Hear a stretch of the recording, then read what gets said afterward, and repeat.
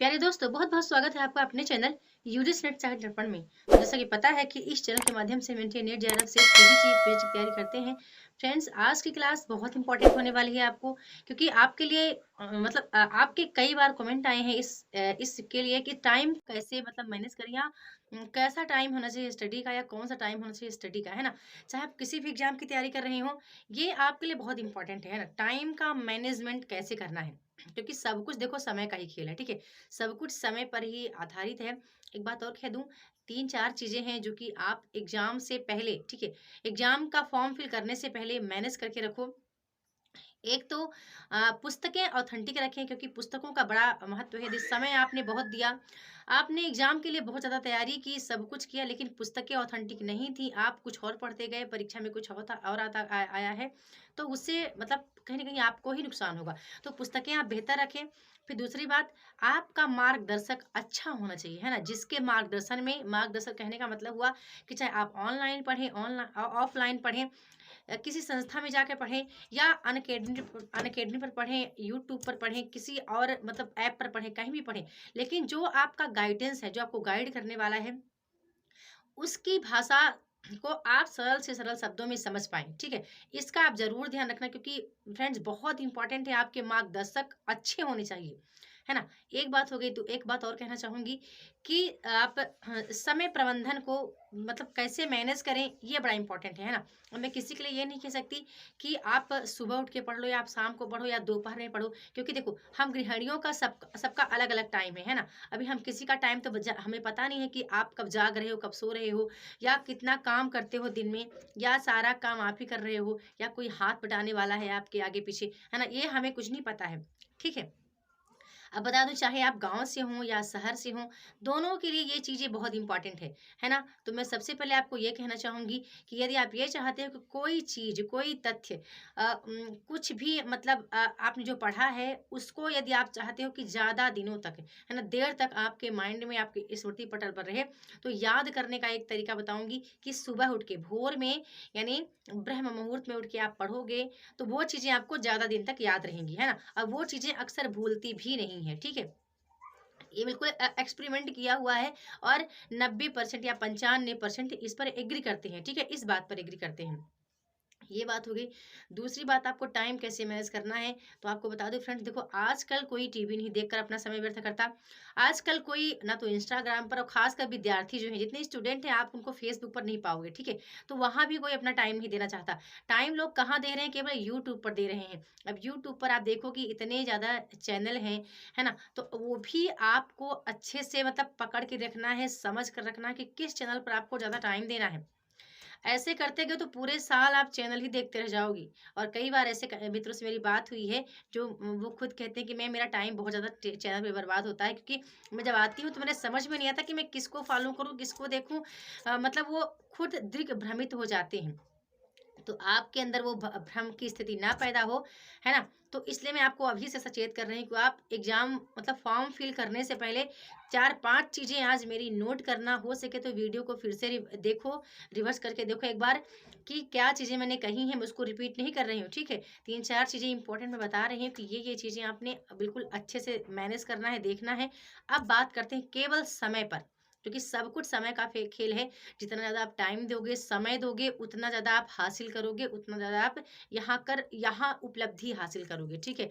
चाहे आपका कोई विषय हो, आपका कोई सब्जेक्ट हो, ठीक है? अपने विषय पर आपको टाइम देना पड़ेगा, और खासकर नेट एग्जाम के लिए, ठीक है। नेट एग्जाम के लिए आपको पता है, फर्स्ट पेपर आप सबके सबके लिए समान है, लेकिन आपके जो सब्जेक्ट का पेपर है, उसी के अनुसार और उसी पर आपका चयन होना है, ठीक है। कहीं भी एग्जाम आप जॉब लगेंगे, तो सबसे पहले आपका देखा जाएगा कि आप सब्जेक्ट के कितना अच्छा आप नॉलेज रखते हैं, कितना अच्छा ज्ञान रखते हैं, ठीक है। तो यही इंपॉर्टेंट है। तो अब बात करते हैं समय का। तो फ्रेंड्स, मैं आपको बता दूं कि नेट के लिए कम से कम अभी से 4 घंटे आपको टाइम देना पड़ेगा। अभी एग्ज़ाम डेट आपके पास नहीं आई है, ना तो आपको कुछ पता है कि फॉर्म कब फिल होंगे, कुछ भी आपको पता नहीं है, तब भी आपको 4 घंटे टाइम देना ही पड़ेगा, है ना? स्टडी के लिए, क्योंकि अभी देखो, स्टडी कॉम्पिटिशन काफ़ी टफ है। तो ये जो अभी से तैयारी करते हैं, जीत उन्हीं की होती है, ना कि जो जब एग्ज़ाम फॉर्म फिल कर लेते हैं, तब तैयारी करते हैं, तो कहीं न कहीं वही 1-2% से इधर-उधर रह जाते हैं। या यूँ कहें कि उनकी तैयारी ऑलरेडी होती है, वो बस झूठ बोलते रहते, बताते नहीं, एक क्लियर बात नहीं बताते हैं कि उन्होंने पहले भी तैयार करके इस टॉपिक को रखा था या अपने विषय को पहले भी से वो तैयारी कर रहे थे, है ना? वो कोई आपको क्लियर नहीं बताएगा। और ख़ासकर आज, आज का परिवेश ऐसा है कि कोई भी व्यक्ति आपको सही नहीं बताएगा कि वो कहाँ से तैयारी कर रहा है, नोट्स किससे बना रहा है। वो आपको हो सकता है कुछ अलग ही बताएँगे या 10 कुछ बताएँगे तो बहुत थोड़ा-सा 10% 20% ही बताएँगे। 80% या 100% कोई अपनी इन्फॉर्मेशन आपको सही नहीं देगा। ये बात आप नोट करके रख लें, ठीक है? तो समय को मैं यही कहना चाहूँगी कि जितना ज़्यादा हो सके आप स्टडी के लिए दें, ना कि आप अच्छा हाँ, टाइम टेबल की बात करना था। टाइम टेबल फ्रेंड्स आपको खुद बनाना पड़ेगा और टाइम टेबल आप बनाएँ, डेली फॉलो करें उसको कि आप अपने हिसाब से बनाए, है ना? अब आप ये मत कहना कि मैम आप टाइम टेबल बना करके दे दो, क्योंकि अब मैं किसी देखो मैंने पिछली बार अपना टाइम टेबल सबको शेयर किया अपने ग्रुप में, टेलीग्राम ग्रुप में।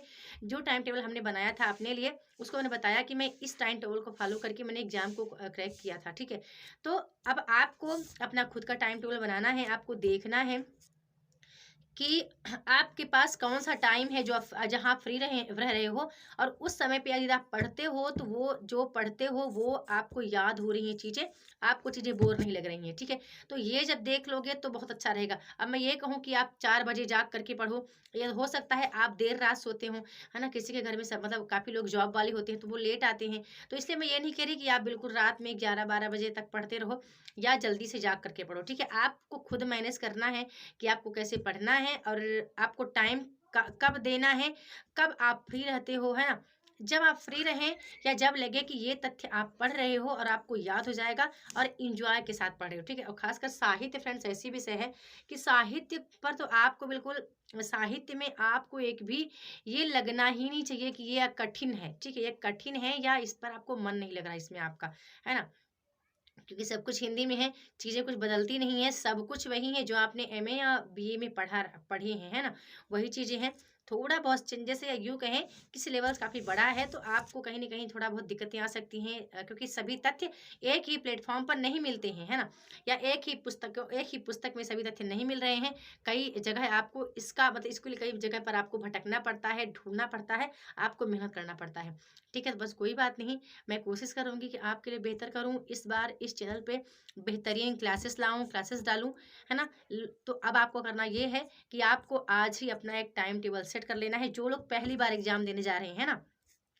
चाहे आप जिस विषय से हों और जब आप समय दे पाते हैं, है ना? चाहे वो सुबह उठकर 4-5 बजे का समय हो या रात में आप 9 से 11-10 जो भी पढ़ पाते हों या दिन में आप जितना समय दे पाते हों, ठीक है? तो उस समय को आप पकड़ कर रखें और उस समय पर अपनी स्टडी करें, फर्स्ट पेपर का, सेकंड पेपर का, ठीक है? तो बस यही कहना था, बाकी कोई आपको टाइम टेबल बना के नहीं दे पाएगा क्योंकि आपका जो टाइम है वो कुछ और है ना? हम कैसे बता पाएँगे क्योंकि आप गृहिणी हैं, हो सकता है आप गाँव से हैं, आप शहर से हैं, हो सकता है आप जॉब करते हों, हो सकता है कि आपके घर में लोग जॉब करते हों, तो आपको वो टाइम ना मिल पाता हो, है ना? तो इस तरह हम क्लियर नहीं कह सकते फ्रेंड्स, तो बस यही कहना था कि अपने समय को जहाँ देना है, बेहतर तरीके से दें, ना कि किसी चैनल पर अनावश्यक समय बिताएँ या अनावश्यक वीडियो देखकर अपना समय व्यर्थ ना कमाएँ या कहीं सोशल मीडिया प्लेटफ़ॉर्म पर अपना समय व्यर्थ ना कमाएँ। उम्मीद करती हूँ वीडियो आपको पसंद आई होगी, पसंद आए तो लाइक, शेयर, सब्सक्राइब ज़रूर करें। वीडियो के साथ बने रहें।